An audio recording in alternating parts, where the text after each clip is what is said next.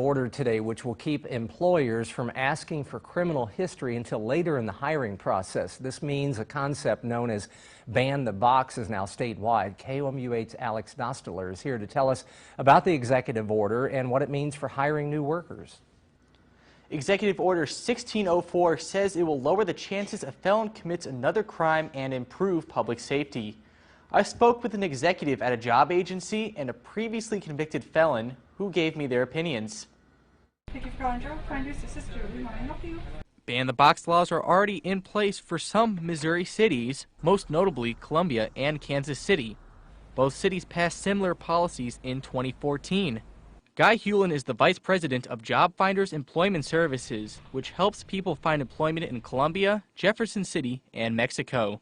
Hewlin says he was surprised by the announcement. Here in Columbia, we're one of the only cities in the state to pass ban the box, and we really were not aware that this was on the agenda to be passed. However, we do understand that the hope is that those that have been incarcerated will have additional opportunities for employment. But he's optimistic it would help potential employees like Jeremy Smith, who was recently laid off from carpentry work and is a previously convicted felon. I think not having them know that kind of information right out in the beginning is probably beneficial to someone like me that is trying to do the right thing and find full-time work. Smith understands why some people might be hesitant to hire him, but he says he is making efforts to turn his life around. Specifically in my kind of case, I think it's a good thing, but I can also see how it would be non-beneficial to employers. So.